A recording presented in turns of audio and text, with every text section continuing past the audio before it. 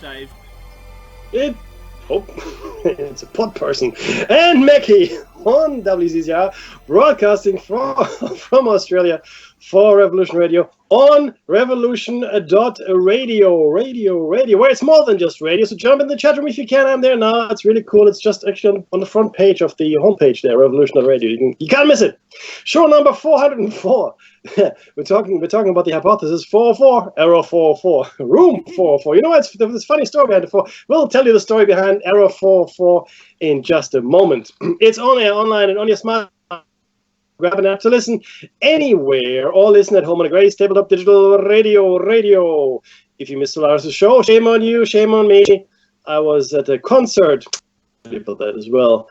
And her show's guest name was Captain Henry Kroll. And he authored Cosmological Ice Age. Fascinating stuff, right?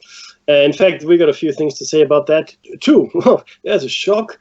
And now, look, if you have missed her show, you don't know who she is, well, again, shame on you. You should know who she is. She's a published author. She's actually also a video producer. She got documentaries out there in the world. So you should have a look at that. Psychotronic warfare, right? If you're interested in artificial mind control, let's call it, or augmented mind control, she can tell you all about it. And many, many, many other things. So seek her out, and you can seek her out most easily on the station's archives. It only costs $5 a month or so to access all of the Freedom Slips archives. You can check out our shows, any shows, our shows, all the host shows. Say that real quick. Sounds like a Dr. Seuss rhyme there for a second. Dr. Seuss, right? All the shows. Yeah, no, I don't like green eggs and ham. I don't. I would like to acknowledge the traditional I am Sam. I am. I acknowledge the traditional custodians of the land. For me, that is the Rock people. And for Dave, Darkinjung. Thank you very much. And we'd like to pay our respects to elders past, present, and emerging. My daughter, 4.5, going on 20. And other daughter as well, just turned 6. Well, part of a concert that was just performed. And the reason I'm mentioning it is, well, that's where I was, so I missed Solaris' show. But secondly, my youngest, she also went up on stage as the very first thing and thanked the Rock people, because it was in the vicinity, of course, of my home, the concert, for letting us use the land and things like that. So that was so nice. She had learned it in preschool. So yeah, they do that. It's a thing, right? And they also have native. No, it's not called Native Day. I can't remember what it's called. They got like a little garden there. And they got a special day or special week even, where they do things that are done by the first Australians. And yeah, they thank the Rock people. And I also listen to the as sad as I am, I listen to ABC News Radio. And in the morning after 9, usually 9:30, 10 o'clock, it's when it starts. They have a broadcast from Parliament. Mm-hmm. And to me, I don't know, it's not jarring. Well, yeah, that's right. It's not.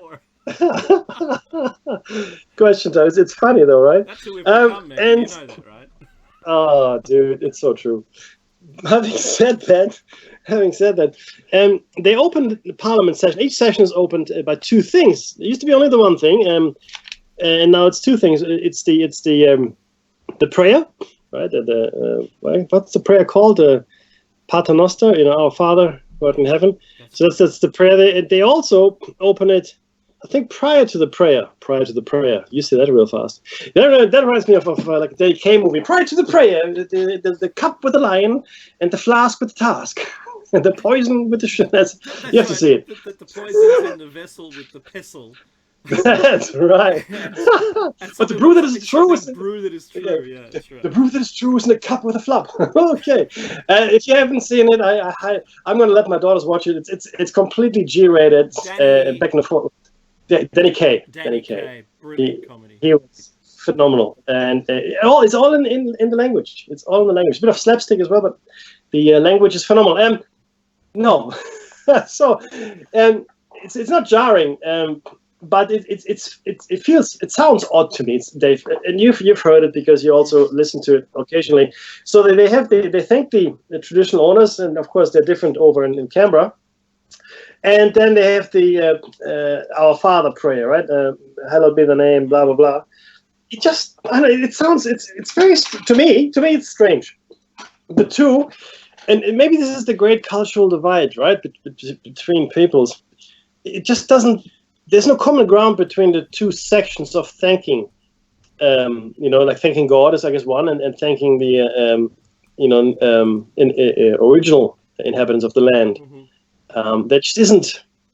There's no common ground in either of those. So whenever I listen to it, it feels like a jarring break. So you do one, okay, that's all good, and then you do the other, and on their own they're all good. Together, it sounds a little strange to me. That's just me. So tell me though, my esteemed co-host, how have the fires? Oh, in fact, how has life treated you in the past 2 weeks? Because I was away. Yeah, right. Well, last week's show was pretty good. I managed to recover. I had an audio issue on the week prior, so in 402 show 402. Sorry to hear that. And 403. No. Oh, 4. The No, 403. Week to last. I was there for that one. Yes, that's right. Okay, I was there for that. Okay. I personally had an audio issue in the first half. Oh. And I was able to get the show from the archives and be able to work it. And what I did, I just basically cut the first half of the show out. I initially cut all of my audio out because it was just gaps, and then it didn't sound consistent. I just cut it out anyway. So that's okay. But last week's show went really well, and thank you to everyone who contributed through the chat room. I think it's just brilliant being able to discuss things, get ideas, and work through what it means to have. I mean, this is the revolution, right? This is it. This is the change in the medium. You're on air presenting to, a S-ton of people, as it's been quoted, and that's like a metric ton. It is. That's almost. It must be. It must be. I mean, could be an imperial. Yeah, it's an imperial. It came from someone in the US, so it's the US imperial measure. Sure. Just talking out of hot air. Yeah, that's okay. It's okay. and this being able to talk to the person who's on air, I think is pretty cool. So thank you. Everyone. It is. And I'm just saying, SJ has been with us since we started. SJ has been in the chat room every single day. Amazing, really, truly. And thank you to Solaris for warming up the crowd for us, as she always does with a fantastic show. Hey, how have I been? I've been well. The fires were into week 7, and we've just left our plane because it's the only aerial. We've got helicopters, right? We have a sky crane, and we have a number of other converted, so they have a lift cable, a cable dangling between, from their helicopter down maybe 50 meters or 50 yards down with a bucket, right? And they've got a way of being able to trigger the opening of that bucket. So we have a bunch of those, maybe 5 or 6 of those helicopters, plus the sky crane, which has its own onboard water storage facility and a large nozzle that hangs down just to suck water up, and can do that from anywhere. And was it not Fargo? It was the other one. There was another movie where the guy gets sucked up into something and thrown down to a fire, and a diver ends up in the pine needles. So we've got the sky crane. So they're helicopter appliances, and for the first time, we have a Boeing, one of the largest firefighting plane known to man, right? And while our fires have burnt nearly, I think it's a third of the state of California, when I did my calculations, that's big. That's what's currently burnt, is about a third of the state of California. However, we've lent this to WA, to Western Australia. If you don't know it's bad now there. It's bad. Oh, it's pretty bad. It is pretty bad. But in Australia, we've got a Blue Mountains fire that's encroaching upon Campbelltown, and all of those fire appliances have been working to try to prevent it breaking that bushland to inhabited areas, and they've been really fighting. Last week was awful for them, for those appliances. So Flight Radar 24, you can actually see them in the air, and you can see their path, where they've been, where they've refueled, where they've filled up. you can see all of that, and it's quite good. However, with my scanner, Becky, I have a scanner, and I can hear the New South Wales, Gosford District Fire Service, and they had guys on the ground requesting an appliance, and it didn't fall on deaf ears, but there were none available.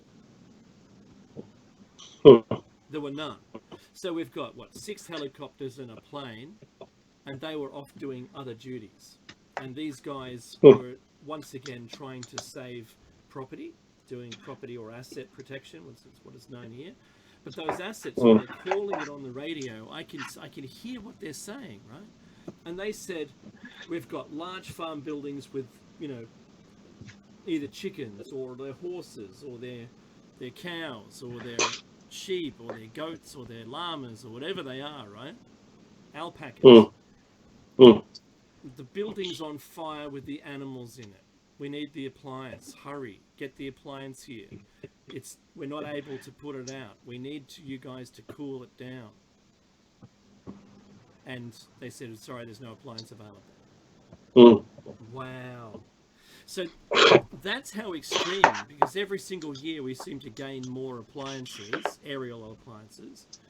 We have all of our people here. We've got volunteers coming from Canada and the US now, firefighting. They call them experts, but these are guys who are used to pine forests, so they've got to undergo a full training to understand what it's like to be in these fires, because these are different kinds of fires with the fuel itself being the chemical inside the tree which bursts into flames. Yeah. Right? Not just the trees like their paper, but it's like the paper has an accelerant in it. All right, so they've got some training to go. But I basically covered all of that last week, Nicky. But there are fires in everything except for the Northern Territory. Right, so we've got New South Wales, Queensland, Victoria, the eastern states, and we've got South Australia, and then Perth. Sorry, Western Australia. I suppose I'm talking about states. So all of them have fires, and all of them are bad. And it appears to me, Mackie, that they're just allowing the bush to burn as much as they can. There's no way of getting into it. The terrain is terrible. I don't know if it's allowing the bush to burn. I think last week, at least when I was listening to the news, which I was every day, having all kinds of channels in the hotel, it's completely out of control. There is just nothing that anyone can do. So yes, there was 1,500 firefighters, volunteer firefighters, mind you, out across the fire front protecting they're doing domestic asset protection and a semi-industrial or rural rural asset protection. But I was listening to their shifts. They're doing 14-hour shifts, and there was a night service crew coming in just to do some mopping up, and then they were back again the next day, and they've been on and off and trying to rest them like you do a racehorse, right? Because it's so terrible. Plus, now they're saying that their equipment that they've got being prolonged exposure now to the bushfires is now giving them microparticle exposure. That's something else. So this is a whole new ball game. We thought the fires were bad on their own, but they're a hell of a lot worse. It's frightening. But Mickey, I suppose the segue for this is, and the pun, we're not out of the woods yet. Because coming this week, right? I see what you're doing there, huh? Hey? Huh? You've got your segue detector on, haven't you? Go on. Because Australia's set to break a new heat record this week coming. When is it? Tuesday, isn't it? Tuesday. And the last one, hey Maced 139, just saying hi too. The previous record that they're talking about that we're going to smash isn't just simply the individual records recorded at the meteorological stations all around the country, but the average cities, the major cities' average temp, I think the last one was 48 degrees or something. So when you count all the major cities, the capital cities in each state, that all of those added up and averaged was, I think, the best temperature ever, the highest ever, the winning temperature, if you want to call it that, was like 48.9 or something. It didn't quite make it to 50. Well, they're saying they're going to break that. They're going to break it so big that the average will be over 50 degrees. Average. We're still in Hobart. It's got to bring down the average, right? But they're saying that some towns will be between 50 degrees Celsius and 55. Now, just so you know, that's between 122 Fahrenheit and 131 Fahrenheit. That's crazy. And they're saying that they're forecast 12 to 16 above the December average. That's the... So I remember back in the late 80s, in like 89, I was observing a perpetual 6 degrees above average, the long-term averages. And now when you look at this, it's twice as much, almost 3 times as much as above. Yep. So we're seeing it is getting hotter. We're recording hotter and hotter temperatures. And like I've always argued, in a closed system, that shouldn't be possible. It just shouldn't be possible. It's not a closed system. We're not a closed system. Not Australia being a closed system, but the Earth being a closed system. The Earth is, but we're not a closed system. That's the thing. The Earth is not a closed system, right? The Earth is any, like we like, as scientists, we like to talk about systems, do experiments within predictable system sets. Mm-hmm. It's a complete nonsense. Nothing is closed in this reality. There's cosmic radiation. There's meteorites. There's sunlight. I mean, the very least, sunlight is coming in every day, right? Mm-hmm. There's no such thing as a closed system. There's a system it's relatively isolated, more or less. It's not really isolated. It's been in equilibrium for a very long time, which is odd, but we're lucky, I guess, right? So you can argue. To develop. Well, look, this time around, it allowed us to reach the heights that we have, and other things as well. Certainly, there was a benign climate for the most part, and nothing too catastrophic. In the past, though, there have been long periods of stability as well, especially when we were around. Now, we discussed with you all the relative age of the human race and all that, and we've seen many periods like this. Some of them led to the fall of civilizations, others did not. And then others, again, didn't just lead to a fall of civilization, but led to planet-wide mass death, and that's something that we're used to as well. It's happening all the time, right? This is not an unusual thing. When I say all the time, not every day, but every few 100,000 or millions of years it happens. And geological time is really what we're concerned with here. Okay, so I changed my stance. The closed system that I was referring to was the Earth, the atmosphere, and the sun. But you're right, there's cosmological changes that can occur and influence us. So we have a number of vectors. So putting this out there, maybe I should change my tact, because I accept what you've said. It was stable for long enough that we could mature as a society, I suspect, right, without too much upheaval. At the same time, it was so stable that people had a hard time believing in catastrophism. Mm-hmm. The steady state was the easiest and most acceptable way of being able to understand that, because they didn't see any catastrophes, there must not have been any. Correct. Right? Correct. And if they were there, they were isolated. Right. That's completely right. Yeah. So I was thinking about that the other day. But between the two of us, we have this acceptance, right? That there is something going on. Cause irrelevant, right? It is getting hotter. We are measuring hotter temperatures. But I've got friends, Mackie, I have to tell you, I've got some friends who, two of them in particular, I've got a lot of people on Facebook, then I don't know them all personally. A lot of are connected to the station or friends of friends, but the majority of people that I actually come in contact in real life with. That's the way I like to run my Facebook. But I've got people that have completely opposing views to you and I. who are climate hoaxers. They don't believe there's anything changing about the climate. In fact, they believe it's all fear porn, who is for some other reason. Either it's to sell carbon credits or make a carbon economy, or it's just because they refuse to believe any of it is true. Because, for instance, that when this is the proof. I asked for proof. Can I have some proof so I know, right? I don't want you to suffer from an inherited opinion. If you've got stuff that you can show me, some data, and he said all the data's flawed. I said, okay, well, granted, you can state that unless you've got a comparison between two sets of data, or the method was wrong. I said, okay, well, what are you basing your opinion on? Because I like conversation, right? And he said, well, I go to the beach and I'm looking at the Brisbane River and they don't rise. They haven't risen in my lifetime. So, sea level rise is not real. And I've got another friend of mine.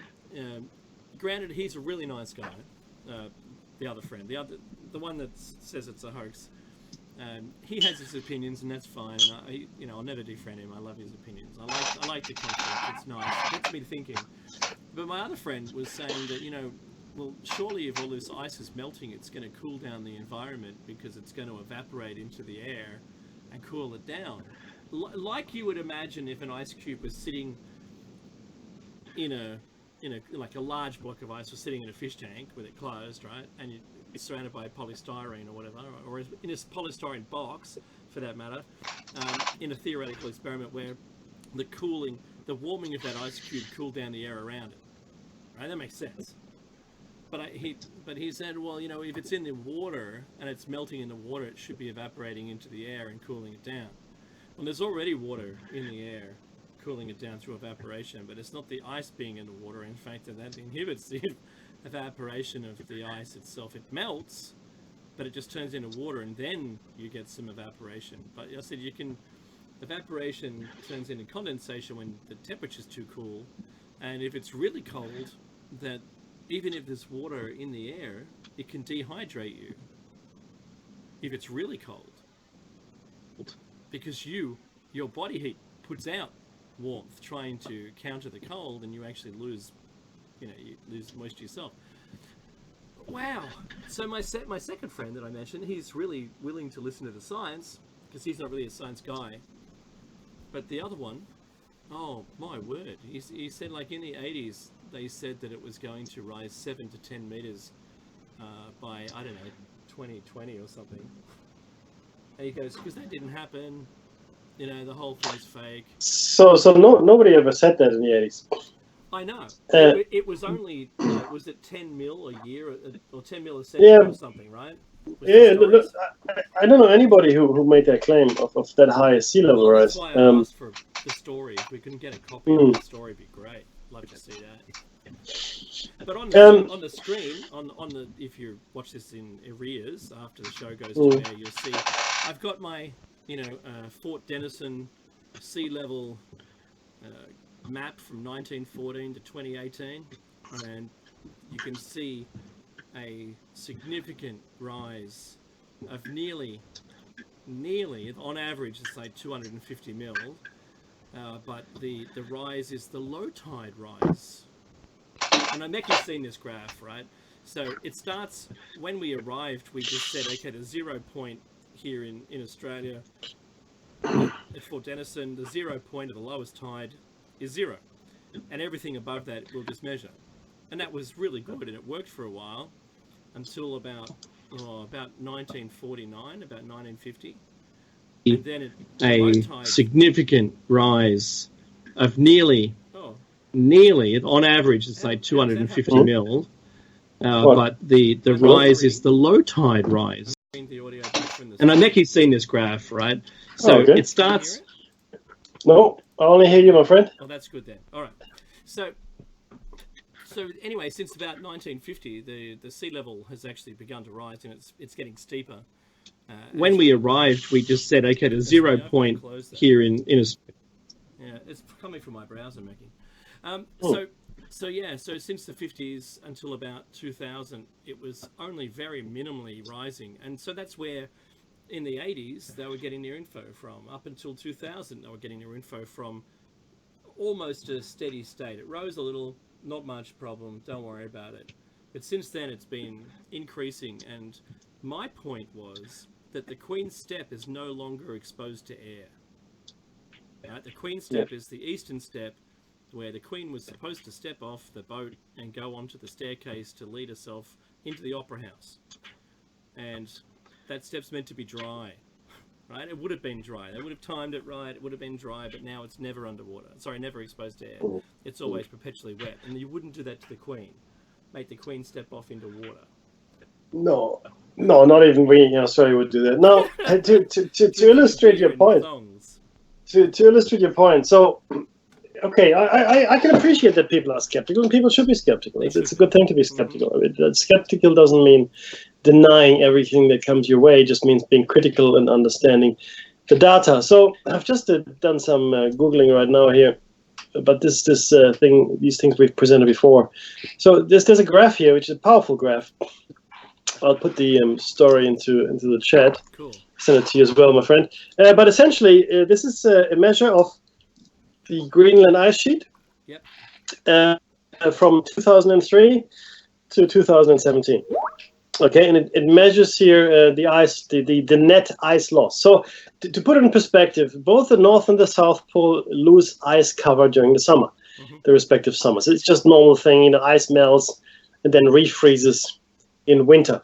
This is the net loss, meaning this is the ice that didn't refreeze. So you lose ice in the summer, right? And then comes winter, and there it is again. It's all good, right? Here we go. In the last, well, it's now 16 years since this was started, the ice sheet in Greenland, they estimate, has lost, and I'm going to say this very, very clearly here so we don't get any confusion, 3.5 trillion tons of ice. That's 3.5 trillion tons, okay? Okay, so 1 gigaton, 1 gigaton is 1 billion tons, and they've lost 3,500 gigatons of ice. That's a lot of ice. That's a lot of and ice.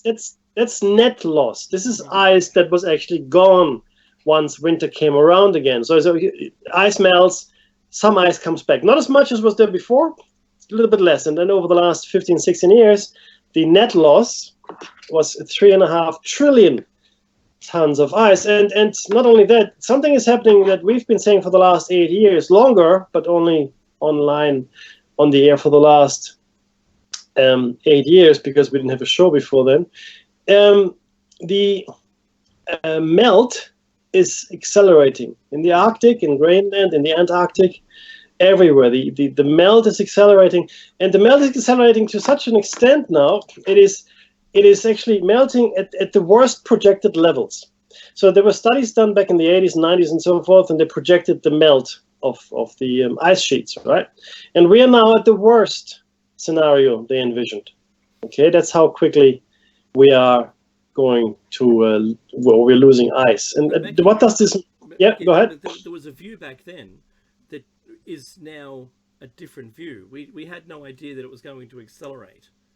No, it's correct. We had no idea. It's a linear melt. We were just expecting it's going to get warmer. Linear melt, nothing. But you and I, we expected this, and the reason we expected it, Dave, is because we thought of the knock-on effects. If you're half smart, you understand there are certain factors you just don't know about. And the key thing that really shocked them, right, was that the ice melt didn't just happen on the surface. So in Greenland and the Antarctic, specifically because they're on land, right, these ice masses, not like the North Pole, the melting also created underground rivers, if you will. So there's this layer. So there's melting happens on the top. That's all good. We understood that. And there's ice. But because the melting is uneven and it creates little rivulets, it creates little channels in the ice that go down. And as it goes down, it melts the ice, because obviously the water is a little warmer, plus the friction of the water flowing. It also moves the ice and creating some more friction. And it melts the ice from underneath. And that's a factor that nobody considered. Another factor that nobody considered in the greenhouse gas area was the release of methane, specifically in what is the now melting tundra in Siberia. Right, Other tundras as well. Nobody considered that because it was just the permafrost. They hadn't predicted the permafrost would thaw out so quick, and there was all this methane trapped in it. Correct. So there are a lot of factors, and the thing is, this I say here now, and I'd be happy to be on the record for this. I say here now there are many other factors we just don't know about. Who knows what other things could be released, or what other factors could add into these scenarios? It reminds me of the last ice age and how I think it came to an end. We believe there was a meteorite impact, possibly in the Indian Ocean. What happened there was, of course, it led to earthquakes, volcanic activity. It led to flooding and tsunamis. Yes, as in the first instance. But because of the extra volcanic activity and all the ash in the air, I think there was a bit of a greenhouse effect. It was like the heat was trapped on the Earth, and because it was in an ice age, that ice started to melt. So we saw the flooding coming from the tsunamis, but then it also came from the massive glacial lakes, because there were massive lakes held in by icy dams, if you will, and they melted and they broke due to the earthquakes that were occasioned by the meteorite impact, which in itself there were many different factors. And the funny thing is, like, we hear stories, and in the Bible it says too, I'm not a religious guy, right? But there were waters from the deep and waters from above, right? And the waters from the deep that they arose. In my mind, this is the waters that were released from these glacial lakes onto the landscape. And we know there was massive flooding all over the planet. We can see the effects of it today still. But I do want to quickly, Dave, I want to put into perspective what this means. This is not me saying it. This is the most recent scientific report. Now, they say, the scientists, the international team, which had like some 50 scientists, and they are comparing the satellite observations over the last 26 years. Now, they're saying that Greenland's contribution to sea level rise is currently tracking to what had been regarded as a pessimistic projection, like I said earlier, right? It means an additional 7 centimeters of ocean rise could now be expected by the end of the century from Greenland alone. Now, I think it's much worse, but it's fine. We're going to be some conservative. This threatens to put many millions of more people in no-lying coastal regions at risk of flooding. Again, bear with me and listen to the numbers here. It's estimated roughly 1 billion people live today less than 10 meters above current high tide lines. Yeah? 10 meters. 1 billion people 10 meters above current high tide lines, including 250 million below 1 meter. So that's significant, right? Because as the high tides get higher, as Dave has mentioned here, and we've lost the Queen Steps here in Sydney, that means that's a new level of water, right? And that high tide will be higher, and the dams, the levees, all the flood defenses that we have, countries like the infrastructure, countries like the Netherlands and Singapore are actually on the front foot here, because they know all about reclaimed land, and they know all about protecting it for a long time. Yeah, and they're going to be okay, I think, more or less, unless it becomes catastrophic, in which case we're all screwed. But they have got a lot more experience than any others. You remember recently, in the last few years, in fact, my wife's cousin was in New York at the time. There was a really bad blizzard that hit New York that came with flooding as well. There was the winds, large parts of New York were flooded. Imagine if the sea level rose by 5, 6, 10 centimeters, right? That flooding could become permanent, right? And or become a lot worse, or a lot longer for it to be pumped out. These changes, people talk about fractions of degrees and centimeters in rises. And this is again where we get to the problem of scale. People don't understand the scale of the planet. That's why the flat earthers have such a huge following, because people just can't comprehend just how big the Earth is, right?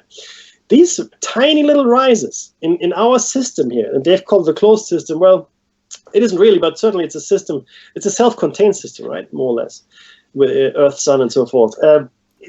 Every tiny change you make has got a massive impact, right? And there are things we don't even know about. We have no clue what would happen if they have, because they never happened before, and we're not smart enough to figure it out, right? All I can say to you is think about it for yourselves. Right? Think about all the things that could happen and could go wrong, and think about where you live. How high above sea level are you? And then the knock-on effects of that. Forget the flooding for a second here. That happens to someone else. You're on the mountains. Oh, good for you. If that happens, and 1 billion people are affected, let's say 1 billion people are affected. Let's say 500 million people are affected. Let's say 100 million, 10%. 100 million people either killed or displaced. Can you imagine the magnitude of that catastrophe? No, you can't, because we've never seen it. We have never seen it. 40 million people were killed in World War II. 40 million, roughly, we think. That happened over a period of, I want to give it 6 or 7 years. If you count as Stalin and call it 10 years. Okay? 40 million people killed in 10 years. We're talking 100 million people being killed in a much shorter period of time, potentially. Right? And then you've got the knock-on effect of disease. You've got a knock-on effect of food production interruptions. You've got the added-on effect of the supply lines. Any supply chain that we have will be disrupted. Okay, it's going to be completely chaotic. And yeah, don't worry about it. We should burn more coal. Right? Let's burn more coal. I'm not saying that human beings are responsible for all of it, but we're making no efforts at all to deal with it. So forget about stopping the warming. I'm not saying we're responsible. I'm not saying we're not responsible. I just don't know. I think we contribute. I think humans definitely contribute. Okay, I really believe that. And I think fossil fuels are bad anyway because they make you sick. Okay, so maybe we should stop that. But forget all of that. Forget climate change. Forget stopping it. It can't be stopped in my book. But nobody's making any moves toward trying to survive it. Nothing is being done to help us survive what's coming, Dave. Am I wrong? Do you see it? I don't see it. No, all the governments of the world seem to not care a squat. I shouldn't say all. Certainly ours is, I think, 57th on the list of actually climate action, right? Doing anything about it whatsoever. It's almost like they were briefed on the true outcome. Well, we're going to lose probably pretty much everybody, but don't worry, because that's not going to be a problem. Why is that? Oh, because a meteor impact will occur before we all die, and we'll all die from that anyway. And there's nothing we can do about that one. I can only imagine that's a scenario, but I can only imagine. Meki, they say that the 5 trillion tons or whatever it is, 50 trillion tons of water that was melted is enough so far only in that melt to cover the entire state of Florida in 5 inches of water. Oh no, it's a lot of water. That's only the comparison, so people get their head around how much water that actually is. But there's 2 miles high ice sheet in Greenland. It's 2 miles. So don't go, oh, well, that's heaps of ice. We got ages to worry about that. But the acceleration is terrible, and the sea level potential is also truly terrible. Because at one point I was reading that there was going to be a 7-meter high global sea level rise. If it all melts, yes. Yeah. If all of Greenland's ice, all the 2 miles you just mentioned, if it all melts, then yes, correct. Because I mean we can't even imagine.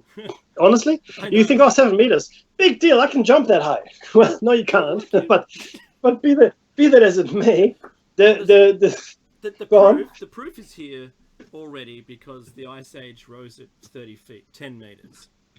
It was the end of the ice age, rose to sea level that much. So it was 10 meters lower or 30 feet lower than it is today. Yeah? That's where we used to live. We've moved uphill. Yeah. As it rises, we're going to have to move uphill again as it rises. But this civilization that we live in has built the majority of its serious infrastructure to maintain itself, not up another 10 meters high, but down at or close to sea level, like the airports, for instance. I contend that I contend that most civilizations that came before us did the exact same thing, and that's why we're not finding anything. That's right. Or very, very few things, Yeah, there's very few. So, all the water treatment plants, sewage treatment plants are all at sea level, right? Because they've got to flow downhill, and the last point you want it to be is at the same level. And just to happen, it's convenient, right? You don't have to then pump it down; it's already down. So, the issue is, of course, once we lose coherence with our cleansing of water, that means everyone who's still able to excrete is going to excrete into our water systems. Mm-hmm. Mind you, we won't be able to fly into Sydney Airport because it'll be underwater at 2 meters of sea level rise. Our electrical grid and the way that we have underground pits and things around in certain parts of the city, they all go offline, basically knocking out the grid. You can only imagine, right? In wherever your town, if your town is like in Denver, Colorado, you're in the right spot, right?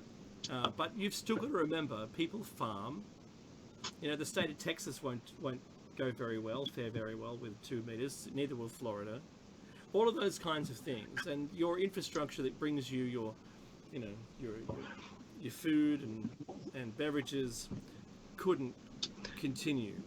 What was that firm, Meki, this week that received the message on their truck driver console that said that all 4,000 employees are gone?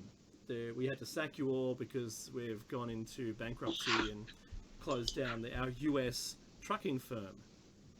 Oh, I didn't hear about that. Really? Which one? 4,000. Message on their console. That was how they were Nice. notified. Nice. But as a company, what we're going to do is deliver everything we have in holdings. We're going to deliver them all, and then that's the end. There's no paycheck. Right? What? Before Christmas, Meki. These are the worst times, aren't they? There's no good time, but this is worse. Yeah, but it's irrelevant. I mean, it's the funniest thing. I know of a company that, many companies have tried to dehumanize the human factor in the whole equation. I mean, it used to be called personnel. Remember, it was called personnel department. Now so at least resources, right? It's human resources, right? So human resources, right? And then human resources, euphemisms were like, let's value capture, or let's best shore. And now it was a token system, so each person became a token, right? No, it's a token now. So you dehumanize this as much as you can. And look, in my career, I've had a lot of people go, or flying around. HR departments in each capital city knew me. I didn't know them. Hey, that's Meki. Hey, how you doing? Okay. If you were asked to have an interview with me in a room, then chances are that you know what's going on. It needs to be done if the company still has a hope of surviving. Let me put it this way: you fire 1,000 people today in order not to fire 50,000 tomorrow, right? And it makes sense. But what we see here in this day and age, and this is really where it all falls apart for me from battlefield triage kind of justification, ethical grounding. We see so much corporate malfeasance, and we've seen so much outright fraud and misappropriation that it becomes very hard to justify this firing in waves, as it were, right? Like the redundancies and so forth. Because think about it this way for a second, Dave. Look what happened in the banking sector in Australia. Oh, yes. Okay? Did you see my post on that? Oh my goodness! Yeah, I did. So there was we're talking about. I mean, a lot of things went wrong, but the most obscene thing that went wrong, that a bank was accused of committing millions. Yes. Millions. 53 million separate events. Yeah, of money laundering, right? For drug lords, pedophile rings, all kinds of things. And these are things. Child trafficking. Yeah. I'm not making it. This was actually in the news, right? Yeah. Also, ISIS supporting people that are fighting against you. Yeah, 53 million pounds. What do you do there? I mean, not only that though, but think about what happened in the great. Right?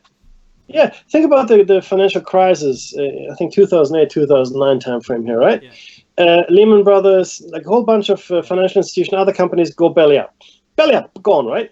And what we see here, except for I think Greenland or Iceland, yeah. Except for Iceland, what we see here was a massive shift of wealth from everyday Joe in the street, like tax money, to the super rich. So these people that had speculated and failed eventually, and then the economy failed. Greenspan said, I got it wrong all my life. Harvard economics doesn't work. What a shock. We don't live in an unlimited system. Yeah, you're right. That's right. It only It's not survives on perpetual growth of lending more money out. But that's impossible, right? It's an impossibility. Mm-hmm. So this money was given to these. I have no word for these people. These executives of banks and other companies. Is a good, banksters. Yeah. Mm-hmm. And here you take billions and maybe even trillions of dollars, and this was globally. All the banks were treated the same, except for Iceland. Yeah. I'll talk about that in a second. And then all of a sudden, there was this huge shift of trillions of dollars. I want to say to these people, and you think, oh, there would be a repayment plan. No repayment plan, and there would be some kind of plan how this money should be spent to help the economy. No, none of that. Just gifted to save them. They were gifted this money. And hey, you know what they did? Because they're really superhuman beings, they gave themselves gigantic bonuses because through some genius, they had made it again. They look at my profit margin. We've just made trillions of dollars. Look at us. We are geniuses. Yeah. So wait. So this is the same banks that were just. They had a royal commission here in Australia, and not only were there 53 million, and this is just one of the banks, the big four we have, were found to have misappropriated money and not report this fraud activity. The other one, that we already knew about, and this is globally, that's the currency trading fraud, or not conspiracy, a joint effort to utilize insider trading to be able to profit themselves. Increase their profit margins by collectively trading money in an organized way rather than it being random, and anonymous and silent. But they did it in a coordinated way, so they profited a lot of money, and only one individual at one bank was told not allowed to do that anymore, right? But worse still was the exiting chiefs, who were paid bonuses, right? For what? Oh, you got the bonus because you just screwed the government out of so much money. They did a bail-in, or not a bail-in, that's a different thing. Oh, but that's right. So in Australia, we've also changed legislation to allow bail-ins now, right, as well? It's like, what? That means they can take your money. Yes. If they start going south, they can actually take the money they hold of yours. It happened in Greece. Yeah. The government took the people's savings. You go, what the fuck? What the fuck? and I'm sorry, there's no words. There are no words. Now we're looking at negative interest rates. You know what that means? Yeah. You are now paying for the privilege of having money in the bank. That's right. Take your money out of the bank. Yeah. Is my advice. Buy property, buy a lawnmower, buy a TV. It doesn't matter, because your money is going to be worth less if we are going into negative interest rate territory. It's insane. It's complete insanity. We are living inside the asylum here. We are giving the keys to the inmates, the crazy ones, right? Not just the crazy ones, but the criminally insane. Here you go, take the key, do whatever you want. Woohoo! And here's more money. Take more money. I have no words. We are living in an age that is completely defined by the parasites. These people add nothing to our progress. Nothing. Zero. They're complete parasites. There they are, right? They're like, think of them as ticks sucking your blood, giving you disease. Lyme disease. That's what they are. And there's nothing we can do. We're stuck in this system. I'm flabbergasted, and that's my point here is I used to be able to justify to myself, okay, look, if I let some people go here, that means I can keep 50 people in my team. I let 4 people go. I keep 50 people in a job. Great, I'll do that. I get it. But the more and more we walk down this path of this obvious corrupt system where the rich are getting richer and they don't give a hoot about the people doing the work. Not one. There's actually this beautiful meme. I'm going to share it to you before the break. Bear with me. This was on Facebook. It's a picture, like a photograph, right? And there's one guy digging a hole, right? It's like a council worker, whatever, digging a hole. They're really hard to work digging a hole. And there's like 12 people standing around that one guy digging a hole. And this guy, let's call him Bob. Bob is digging a hole, right? And then there's Jeff for marketing and the CEO and all the other supporting functions, the shovel cleaners and the shovel straighteners, the shovel counters, all the people that Bob needs to do his job. And they all get together in committee and decide, except for Bob doesn't get to sit there. and they all decide, we got to cut costs here. What can we do? Oh, we got to fire Bob. We gotta get rid of Bob. The Now whole you think this business might be survives to dig holes, and no, we don't need him anymore. You think this might be a joke? It's not. That's exactly how it works. It's insane. But here we are, right? We are letting go of the people that do the work. In fact, we don't just let go of them. We don't like them. We think they're useless eaters. Like, I tell you what. Let's try the civilization here without people that take away the garbage, without plumbers and people that fix your toilet. Let's see. Do you remember Hitchhiker's Guide to the Galaxy, the civilization? Yeah, and the people that clean the phones, right? Yeah. They were gone, and then the whole civilization. Yeah, they all die because they catch a virus from a non-disinfected phone.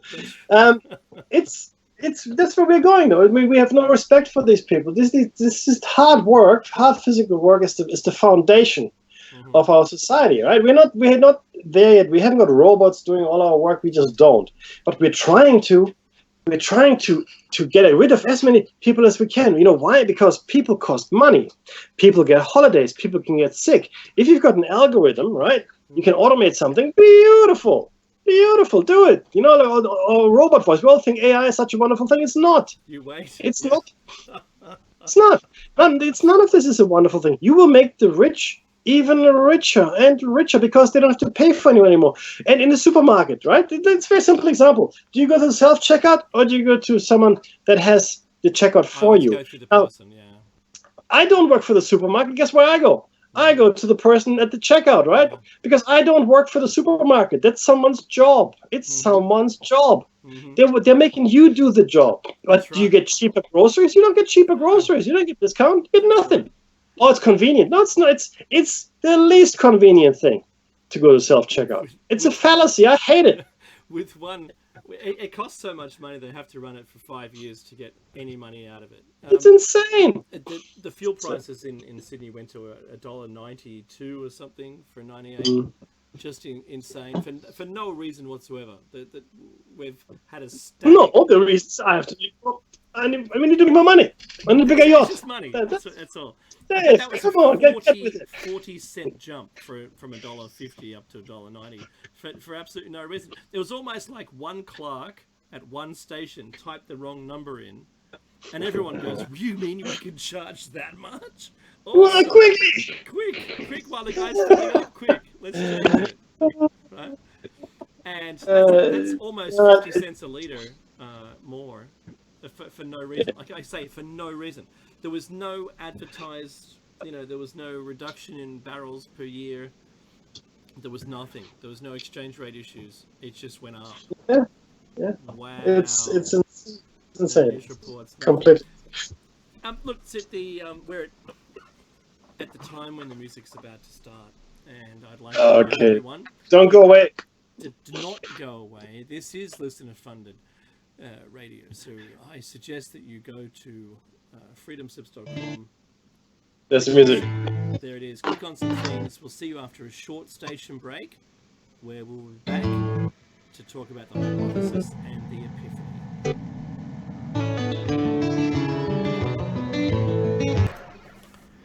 You're back with David Mackey's Shiny Side Out on freedomslips.com, the #1 listener-supported talk radio on the net. So push the donate button or subscribe to the archives for only $5 a month. And thanks to our producer for assisting us there with the audio. Thank you.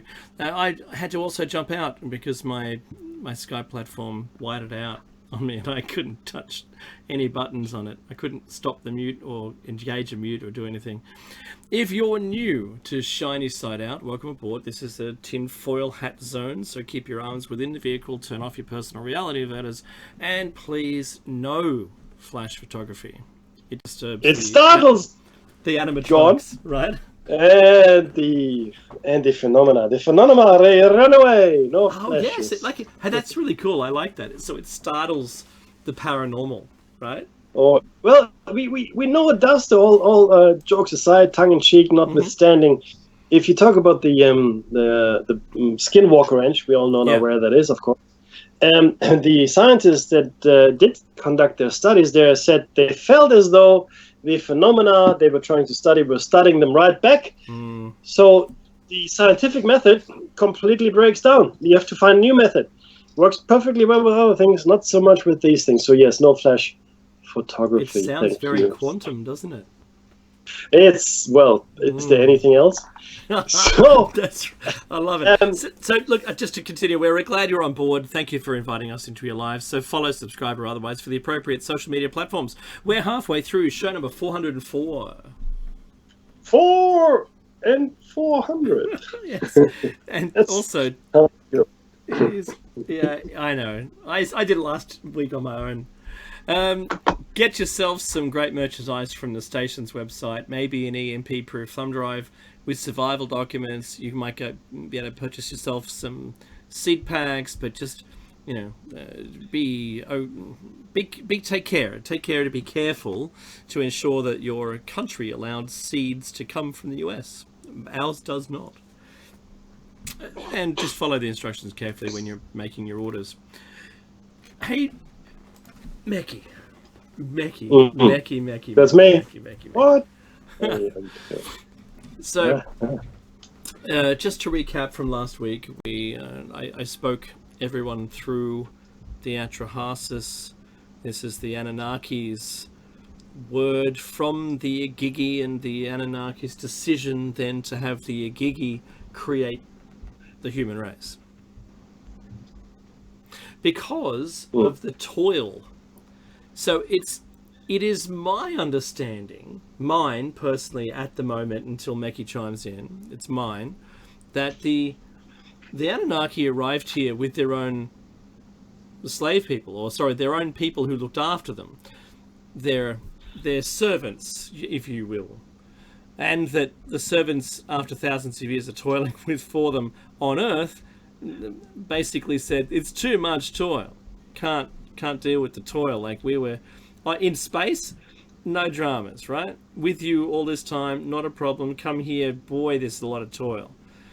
And the Anunnaki decided to they caved to that, almost like a union representative, presented respectively on behalf of all of the Igigi, and they created humans. And from then on, we were doing their bidding. We were doing. I think it was more.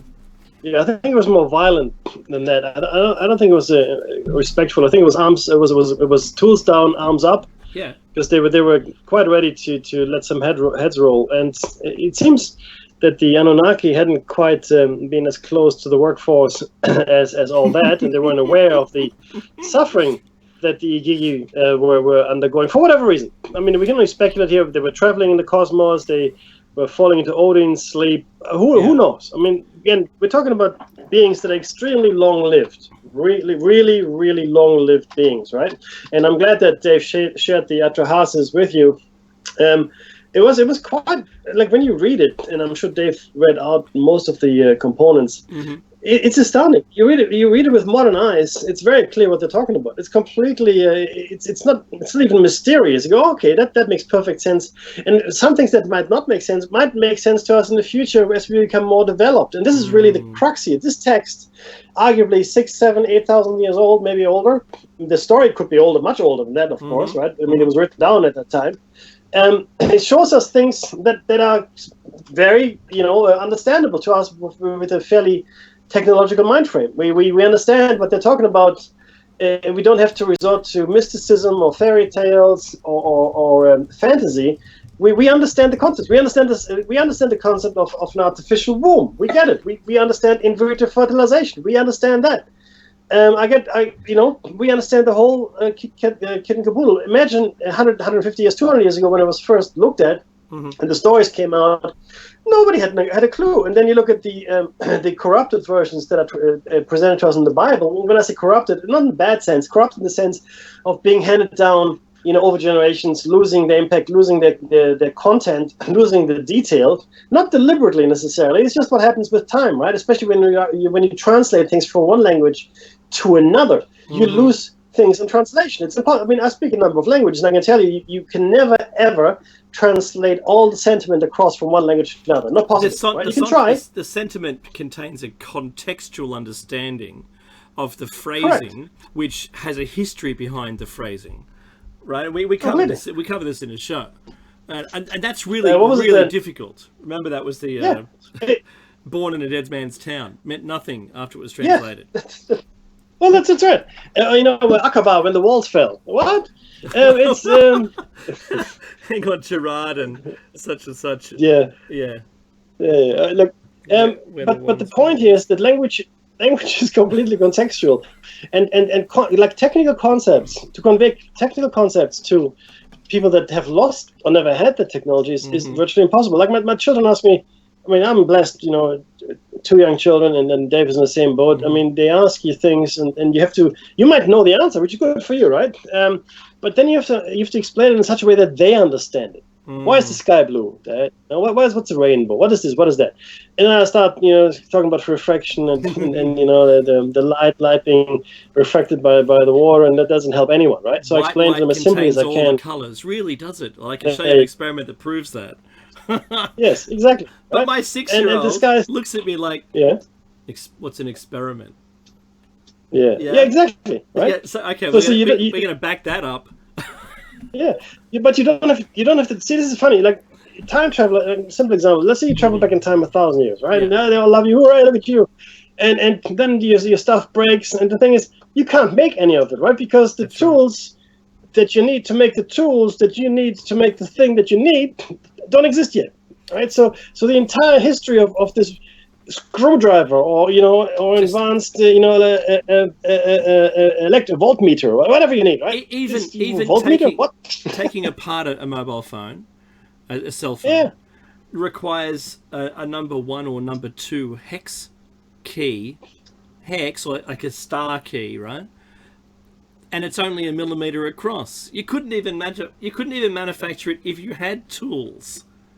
Yeah, it's too small. But it's a good example. Let's say you do take your mobile. I dare you all. Open up a computer or laptop, whatever, mobile phone. Open it up. Have a look inside. Now you explain to me what components, what chemicals, what minerals do you need to make all this stuff? Silicon. Yeah, that's easy, right? And some rare earths. Okay, off you go. Then find some rare earths. Do you know what the answer would be? The answer would be, okay, I need tons of wine, and they go, you're going to make the Baghdad battery, are you? Yeah, we heard about that. We forgot all about the technology. No, I'm just going to drink the wine. Yeah, that's it. Because I'm lost here. I'm screwed. Well, if you had a cell phone, right? Imagine Gen Z. Not only that. Gen Z, Mickey. It's the only thing. It's the only thing that's safe to drink around here. So it's the wine. I'm not drinking your water. Are you crazy? Give me beer and wine. That's. We get Bali belly just from going to Bali and drinking with a drink with an ice cube in it. Oh, dude! Right? Exactly. Now imagine going to a world. There's a world where there's no pasteurization. They've never heard of water cleaning, anything like that. Now, if you're in the mountains, you manage to find a clear spring, good for you. But you look upstream after you've been drinking, and there's someone washing in it. Oh yeah. Yeah. Well, you hope not, right? And you never, ever, even today, you never ever drink from standing water. That's right. That's that sentence. That's the thing. Don't drink from standing water. Whatever you do, make sure that the water you're drinking from, if you have to, make sure it's flowing, at least a little bit clear. Right? If you can see the ground or the riverbed, good for you. If you can't, my recommendation is not. Or boil it. If you can boil it, good. Boil it. Yeah. But look, it's really quite amazing to look at these ancient texts. And I read a lot of these things. I read Arabian Nights. If you have the chance to read it. It's extremely racist. The original. Yeah. You can't read you have to read the originals, right? It's no good reading the sanitized version. So read the original translation by Burton, and you will find yourself, oh my God, you can't say that anymore. But even television shows from the 50s, I cringe because they're cringeworthy on racial. Completely. Becky, the other thing, if we went back 1,000 years, we wouldn't be able to communicate with anybody. I could. That. You could. More than you. Yeah, that's true. No, I've got a number of languages at my disposal. That's right. And English, back in that day, 1,000 years, English back then was a lot closer to German. Might even be the same language at that point. Even French. So and I speak Turkish, and I've got some Latin and so forth. So I'll be okay. Latin? Unless you'd be rocking it. I'll be rocking it, baby. Yeah, Huh? 1,000 years. What's Latin's all that the thing. demonstrando? That's right. Sic gloria mundi. Uh-oh, your wheel's falling off.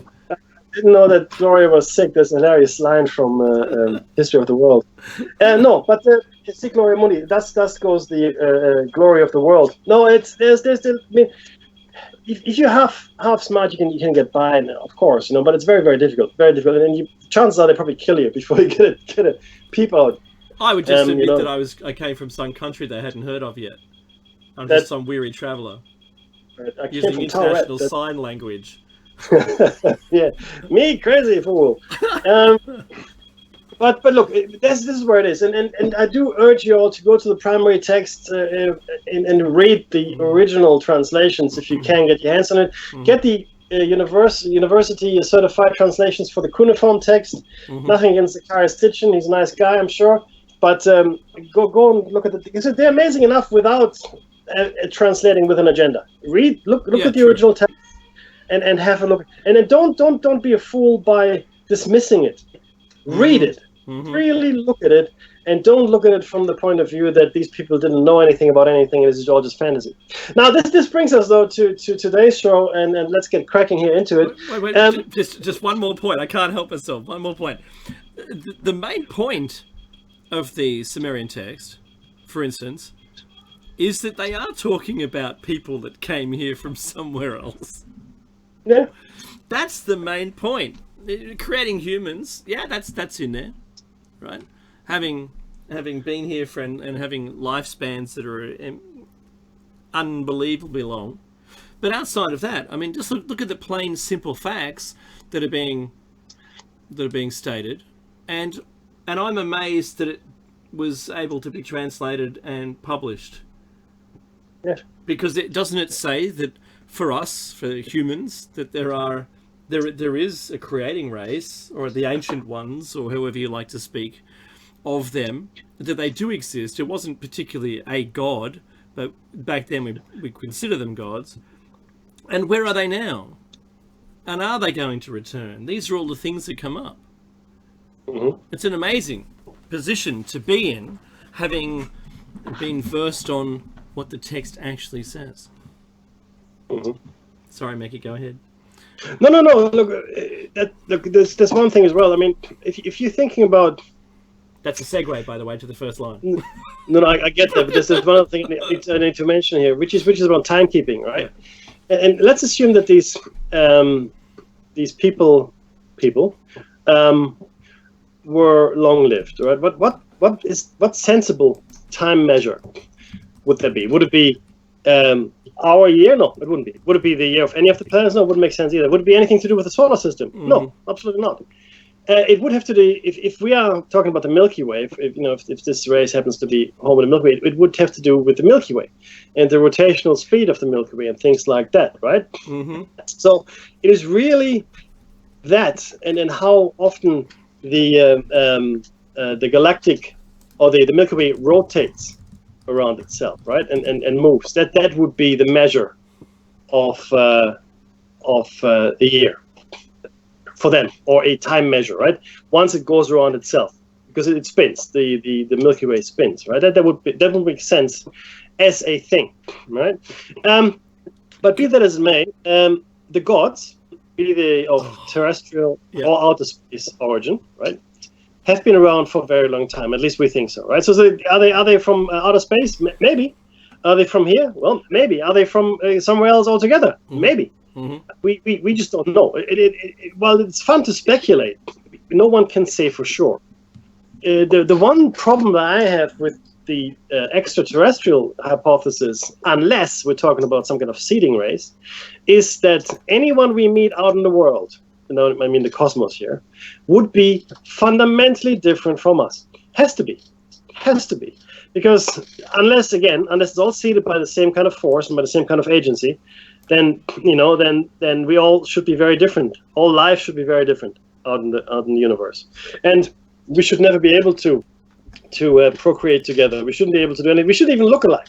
In fact, if you come across an alien, a true alien, from another solar system, that alien should look like nothing that you know. you should be completely unable to comprehend what you're looking at, right? As far as life is concerned, you should not be able to recognize it as life. That's my opinion. Okay, unless there's some kind of cosmic. Go on. We wouldn't breathe the same. We wouldn't have lived and grown up in the same atmosphere with the same gravity, with the same radiation from the sun or its surrounding environments, right? We would not have. The likelihood of that happening is so unbelievably scarce that I would suggest that you're right, that our recognition of what life actually means. One thing that I thought about, Mickey, was that if you had a dense enough region of space with matter, like a nebula, for instance, that was specifically dense, and it was lived for so long enough that life could just it could appear within the nebula itself. It wouldn't even have to have a terrestrial origin. It could just be still in space. Yeah, completely. Yeah. It could be silicon-based, Mickey, not carbon-based. It could, 100% correct. I mean, this is at least the science fiction writers have shown us some of the possibilities. And you're right, there's silicon-based. I mean, the Vulcans have green blood. I mean, on this planet alone, we have creatures that have blue blood. A lobster, like crustaceans have blue blood. Other creatures have no blood at all. And look, it all depends what's in our system, in our biological system, what carries the oxygen. That's really the question, right? If it's iron, like with us, your blood is red. It's just how it is, right? In a lobster, where it's copper, I think it's copper, it is blue, right? It's just the nature of the beast, in its truest sense of the word. There's no mystery there. It's chemistry, right? It's not amazing. It's just chemistry. And chemistry here, biochemistry on our planet is varied, right? We've got extremophiles here, Dave, which we didn't think could exist, living in well beyond boiling temperatures, in almost vacuum of space and freezing temperatures. That's the extremophiles. Right? Acid, anything makes no difference. Right? No difference. Yet there they are, right? They live. So out there, just because a planet doesn't have oxygen in its atmosphere doesn't mean there's no life. Chemical reactions don't all require oxygen. Okay, chemical reactions don't all require sunlight. Okay, this is what we know here. We know life in a certain way here on the planet, but we have found life that doesn't need sunlight. We have found life that, for all intents and purposes, doesn't seem to need oxygen. On this planet. On this planet. Yeah, so let's not be. That's the subsea volcanic ports on the bottom of the ocean, right? Correct. No, let's not be too hasty when it comes to dismissing, planets or other places that not our kind of life. Yeah, sure, right. If on a planet that was more like ours, let's say like another Earth, if you will, right, chances are that the biochemistry would be similar, right. But again, it wouldn't be the same. There's no way, in my opinion, that we would come across humanoids. Okay, because over our development here, and then let's assume that we've been here for a long time, like, billions of years, like as life on this planet, I mean, so many mass extinctions that only a fraction of a % is still alive of all the species that ever existed, right? It was a complete crapshoot as to who survives. Yeah. You don't know. Nature is not a person. Nature is an abstract term we have given to the environment. Okay, nature doesn't make any decisions. Nature decided to select. It's like this movie, the Jurassic Park movie, when Jeff Goldblum says, "Oh, nature selected dinosaurs to go extinct in 65 million years." That's good too. Nature didn't make any such decision. It's just stuff that happened. Yeah, that's right. Okay, if we say there's no intelligent agency out there that, like, creationists or whatever, no God, nothing like that. If we are going down that path, which is fine by me, by the way, I don't care. Then we have to also accept that everything that happens is completely random. Sometimes the best adapted species survive, sure, but not always. You might step on someone or whatever. So it's not always the best adapted. Usually it is. We think, we don't know. We think it is.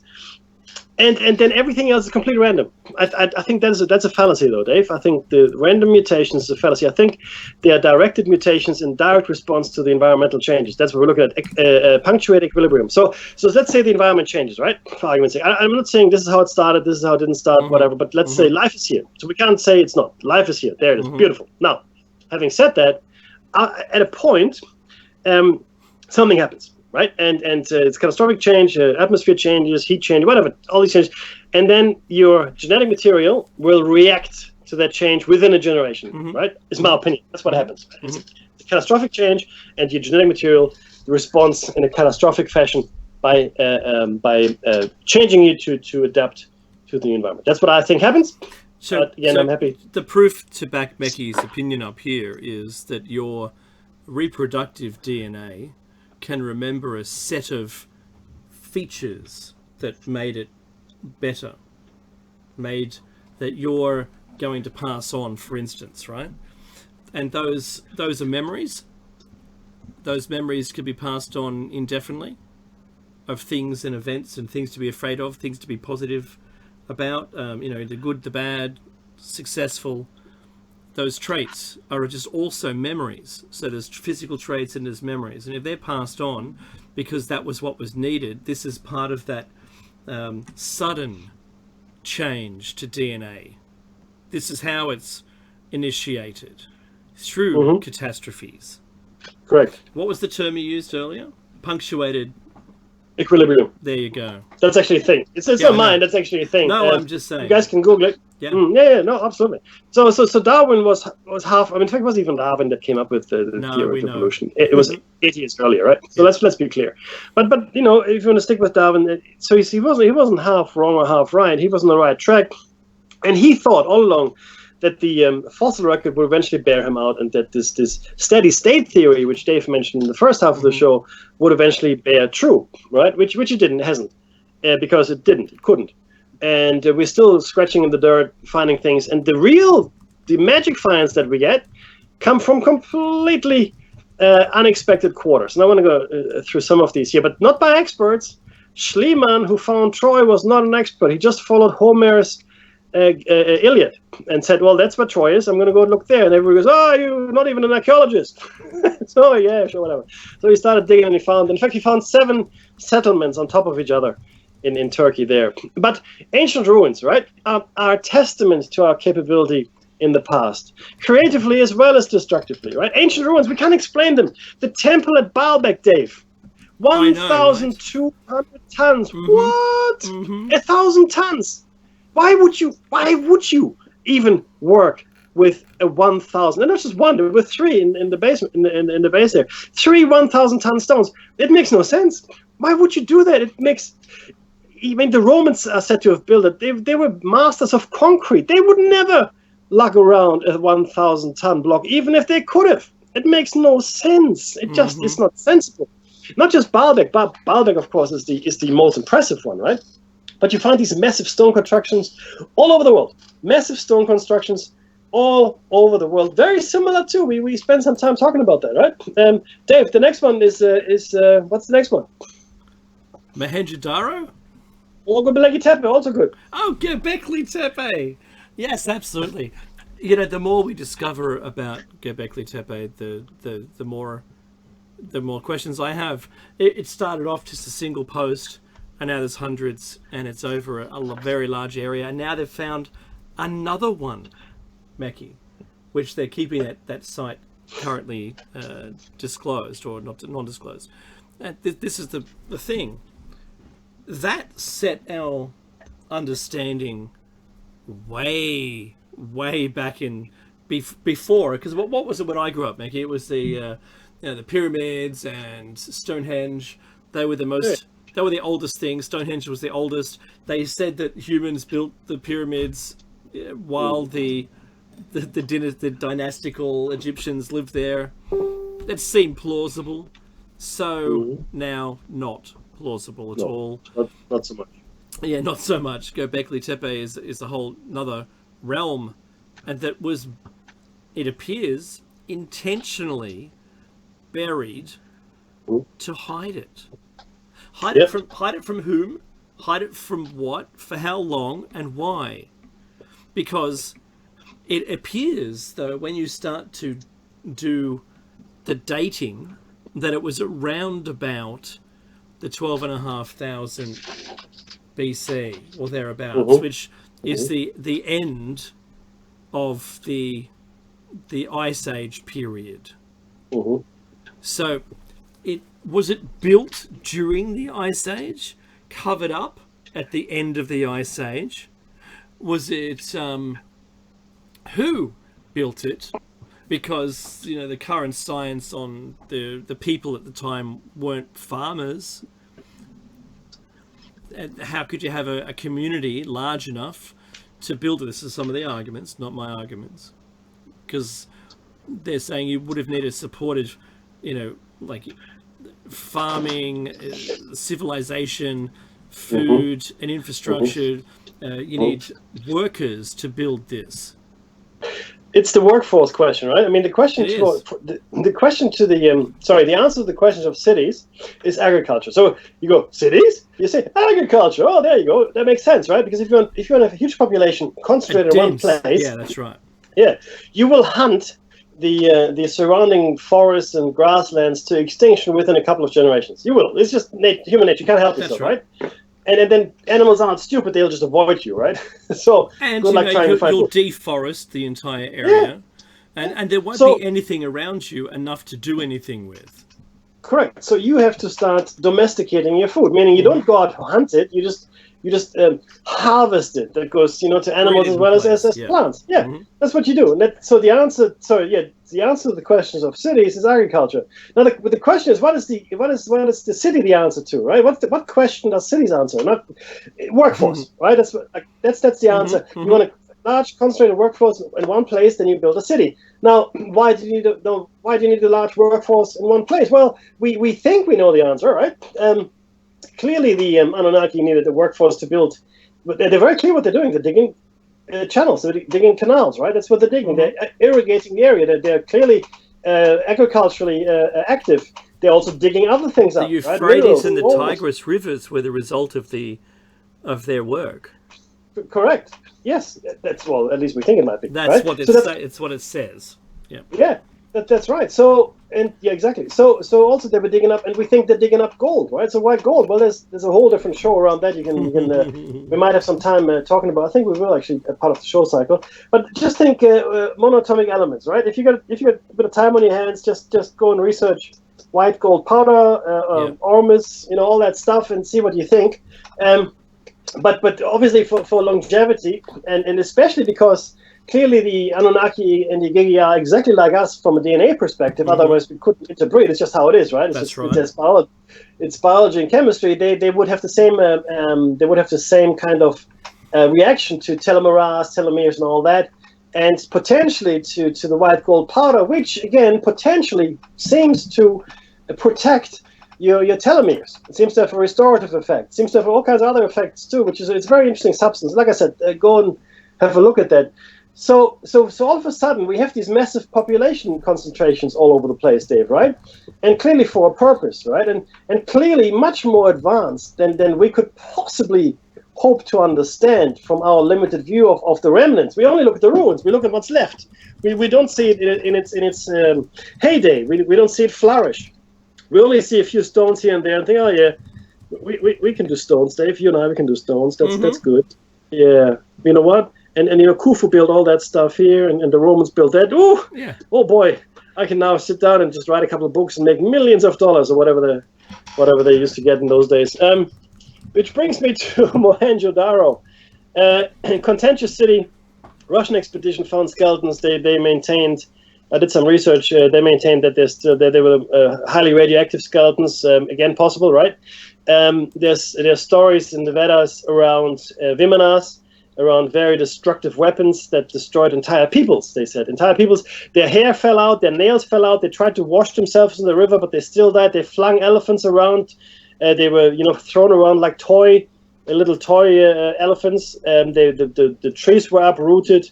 So this destructive power of 1,000 suns is quoted in the Vedas as well. The Mahabharata specifically, others as well. So massive wars are being discussed in these ancient texts. Is Mohenjo-Daro a victim of one of those wars? I don't know. Maybe. Dave, sorry, I'm going to jump one here just to make it continuous. Sure. Molten glass layers, but not just molten glass layers. They're forts, not petrified forts really per se. They're glassified, if you will. So they're molten forts up in Ireland, right? You see these big stone walls, and they're molten. Right, something of immense heat must have hit them.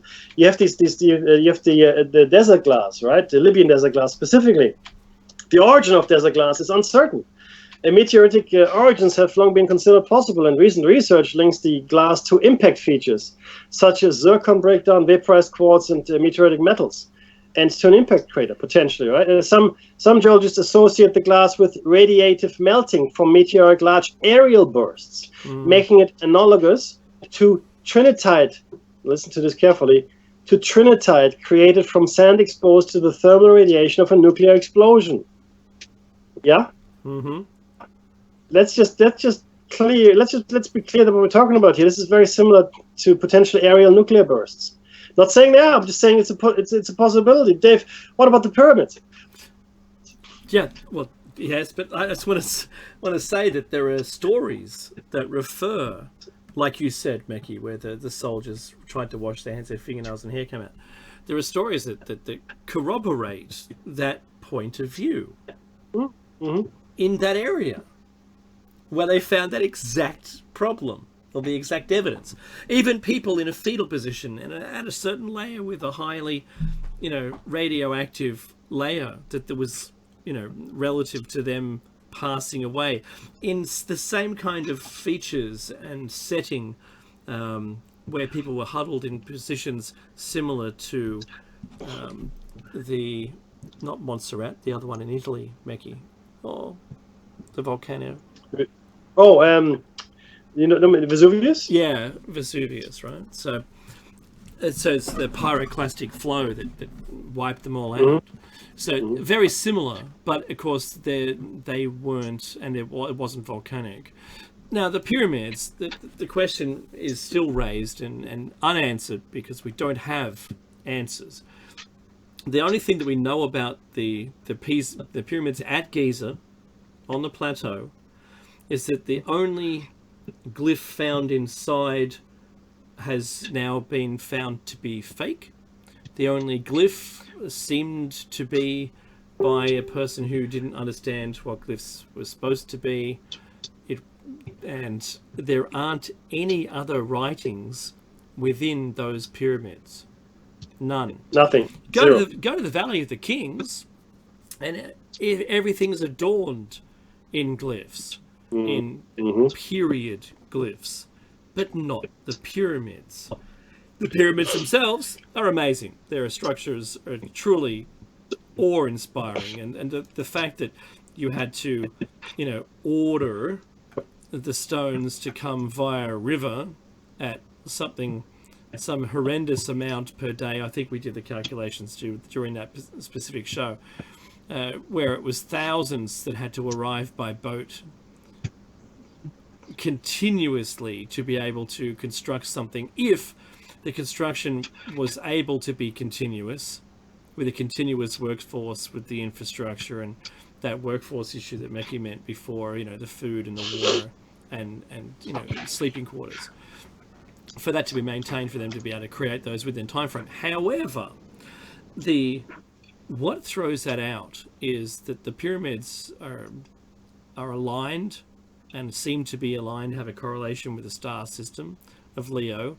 There was a lion carved into the made out of stone right there, which had a pharaoh, and maybe a slightly egocentrical or egotistical pharaoh, cut that head off basically and re-carve it down to their face, because they wanted to look over everything. Now, if it were built at that time, the scale would have been different. If it were built for the pharaoh, the scale would have matched the pharaoh. It would have matched the head. The head is too small for the body. But the water, Meki, this is the key.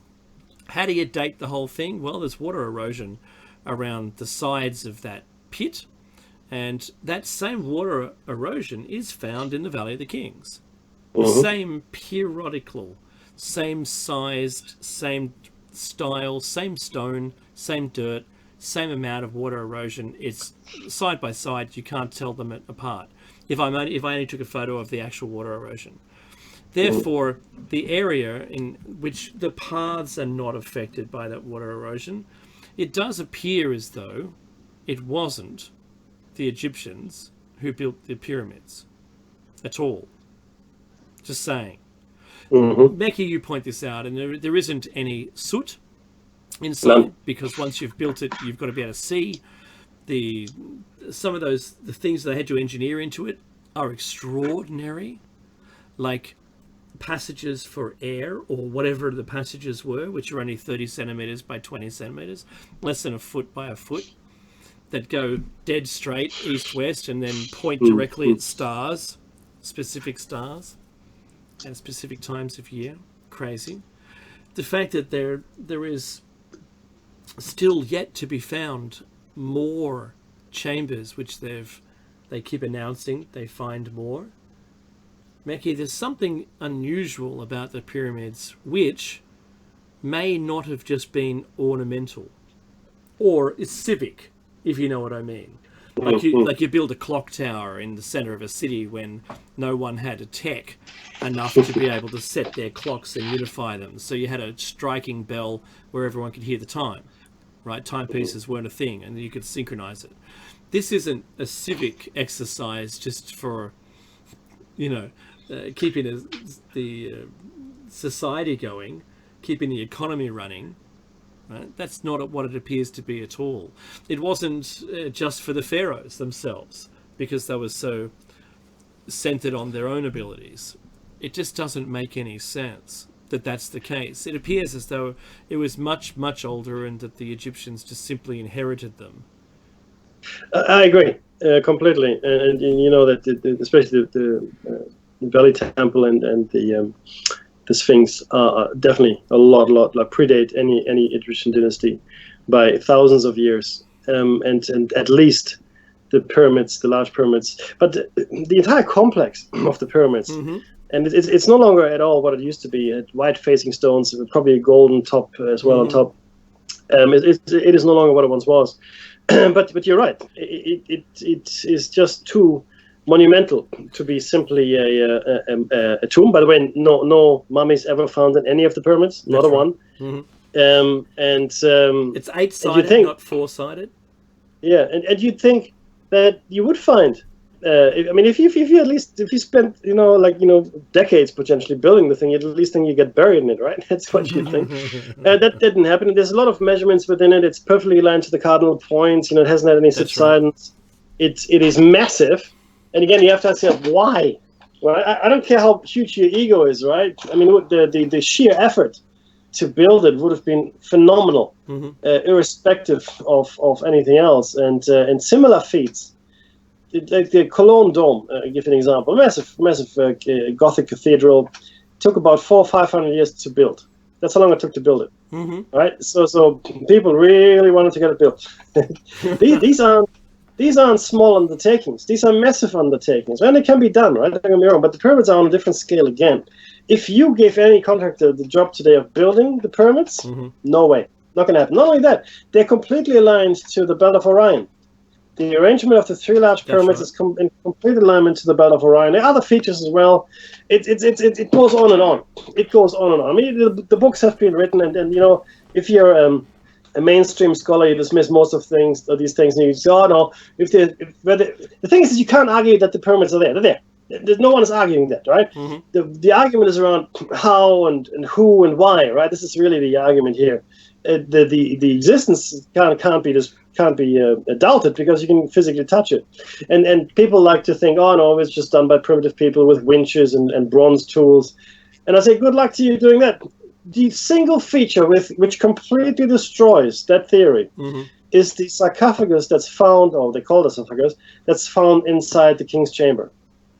If you go inside there, there's this rough-looking stone thing, right? Outside is very rough. Inside, perfect. And I mean perfect, not approximate.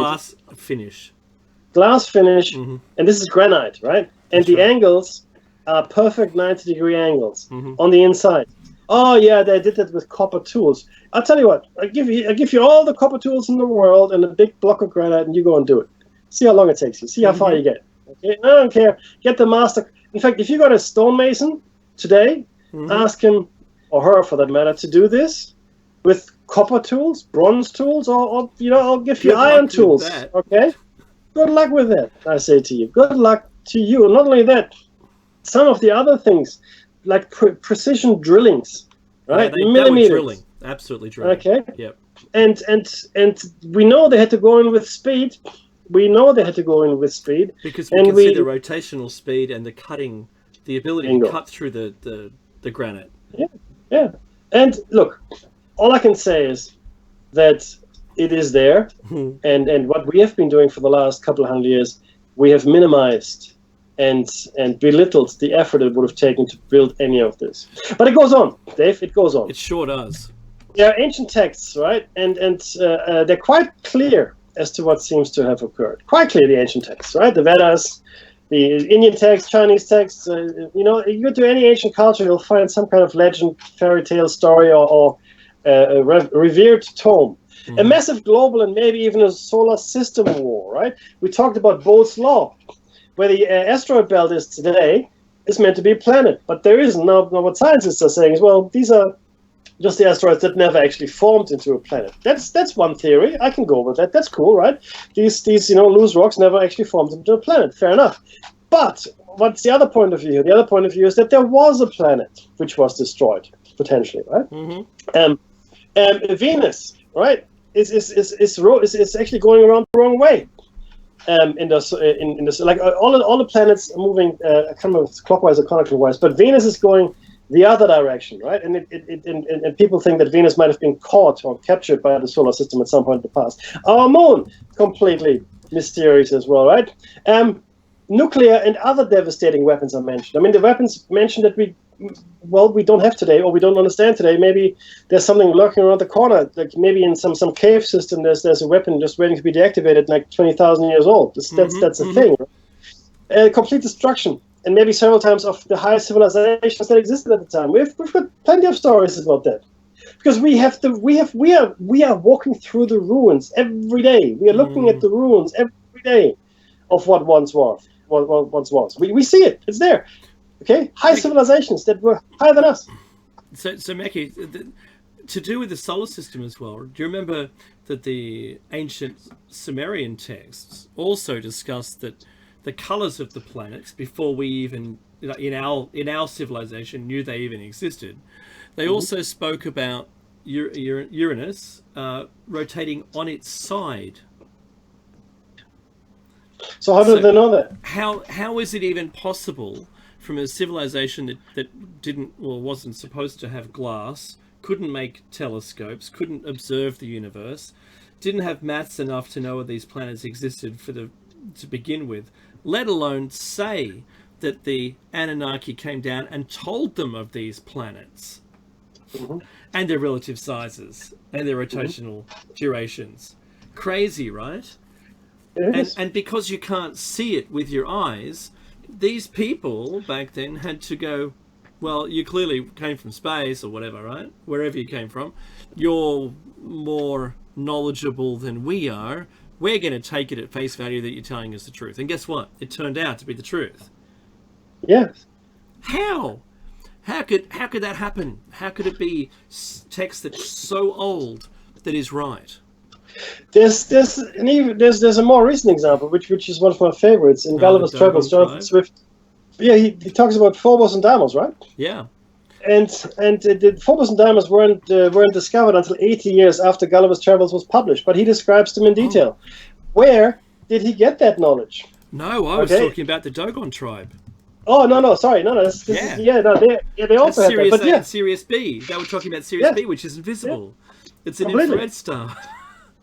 So where does this knowledge come from, right? The question, well, the knowledge comes from someone who has had it, who got it, who knew it. Yeah. Now, the people we just talked about had no way of obtaining that knowledge on their own. Like Jonathan Swift didn't fly into space and look at Phobos and Deimos. The Dogon people didn't. Yeah, that we know of. Yeah, that's right. The Dogon people didn't up and go and look at the Sirius, the Dog Star system, right? They didn't.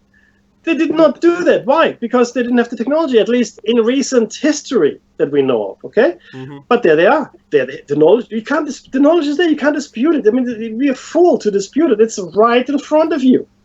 All right. So how did they get there? That is the question. How did it get there? The answer, in my opinion, the easiest answer is, well, it came from somewhere, obviously, from someone who got it, from someone who understood it, who learned about it, right? A civilization before ours.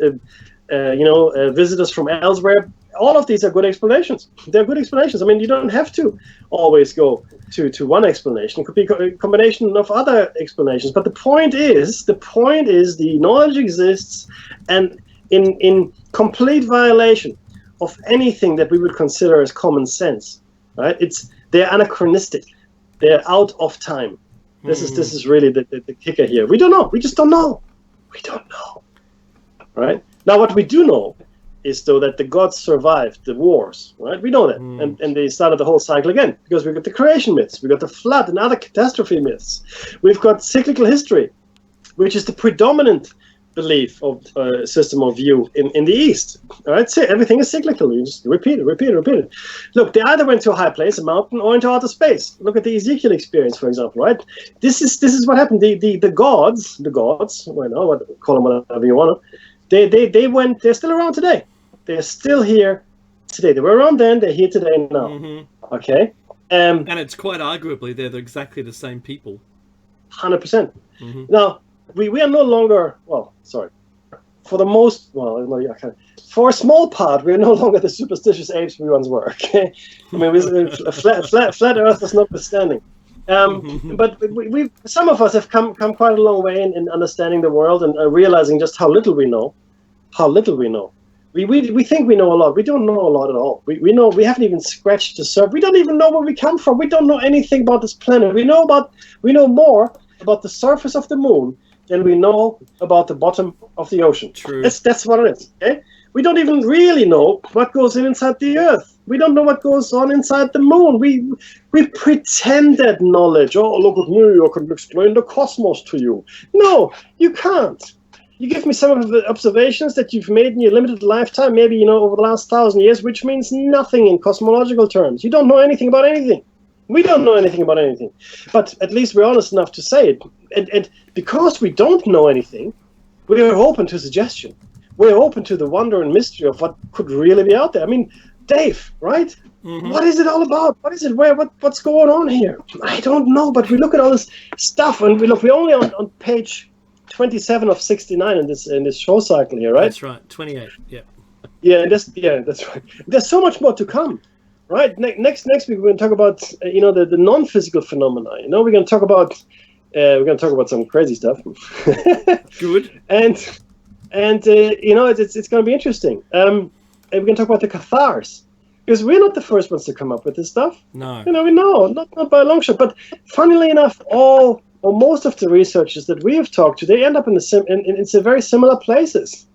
The late Jim Marrs, I remember this very clearly. He said, you boys, you're onto something, because he was looking at the ancient alien connections, if you want, right? He was looking at ancient bloodlines. He came from the JFK assassination. That's what led him to his research. And I was lucky enough to hear him speak in person a couple of times at Nexus. We were lucky enough to interview him. And he was an amazing kind of researcher in my book, and to hear him say, I think there's something to this, goes a long way as far as legitimizing it, for me at least. Absolutely. The gathering all of this information by Becky and I, this gathering, the idea and the evolution of the thought has gotten us to this point, and every one of the anniversary shows, the 100, 200, 300, and 400, where we're at, is this culmination of this, and it's a revised culmination or idea that is built based on new information that comes to light. There's a lot that's quite the same, but there's a lot of connections that we didn't and weren't available to us at the time because we didn't get into the research. But it's currently crazy just how many things are truly connected. And it's a surprise to both of us because we didn't know. And Jim Marrs, not Jim. It was Jim Marrs, wasn't it? No, it wasn't Jim. It was someone else. The skull. Lloyd Pye. Lloyd Pye also said that that he was surprised that people couldn't see these connections because he was right onto this too. we're not saying we're taking over his research. He was just, all of us are doing the same thing. We're researching. We're finding out what's which way the wind blows.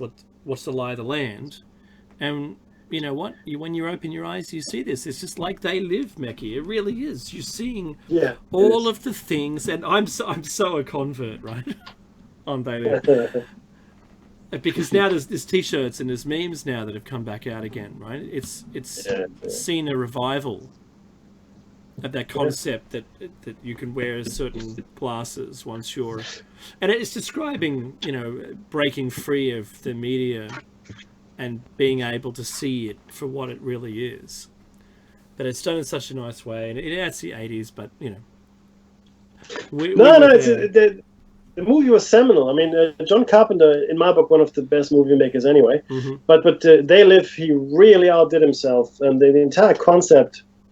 Of course, these days it's people laugh at it. It's kitschy, but the truth is, when I first watched it, I thought, oh my dear, what? That's my life. Mm-hmm. Someone, it's when you read a book or watch a movie or come across something that someone else has experienced, and they just lay it down for you. That here it is. This is what's it. And you go, well, yeah, that's what I've been. Exactly that's what I've been struggling with. That's right. Yeah. The glasses, when he has to fight with his African-American friend, and he wants him to wear the glasses, and the guy goes, no, I don't want to see this. I don't want to see. Right? They fight, and in the end, the guy wins, and he doesn't put the glasses on. And he goes, oh, man. So, but it's a physical fight, which is hilarious. But then he decides to put the glasses on. You don't see it, but he does put the glasses on. Then he comes back to Ruddy, what was his name? The wrestler, anyway, the lead. He's a wrestler. But the point is, for most of my life when I was younger, I tried to force people to wear my glasses to see the world my way. Complete waste of time. Mm-hmm. Complete waste of time. Because did they, Meki? No, of course they didn't. Right? Yeah. But then funny thing is, doors open, things change. And then all of a sudden, Dave is presented with this opportunity. He thinks of me, and guess what? Here we are. You don't know which way things are going to turn out, and you have to go with the flow sometimes, and just to be open to opportunities, because you can bang your head against the wall, as I did maybe for 10, 15 years, doing different things and talking to people and trying to make, look at this, do you see this and this and this? Isn't it fascinating? Not really. Because they like to watch football, and they like to listen to music that is going boom boom boom and whatever, and that's all good. That's cool. It's not me, but that's what they do. Sorry, you're coming up with the hour, Dave. I understand. Yeah, sure right? is. Okay. And I'd just like to say, Jeffrey Epstein did not kill himself. Check out. Come back next week. If we're still here. If I'm still alive, hey kids, start the car for Dad. Hey, check out the roundtable with Jer Bear and his lovely show. We'll see you next week. Take care.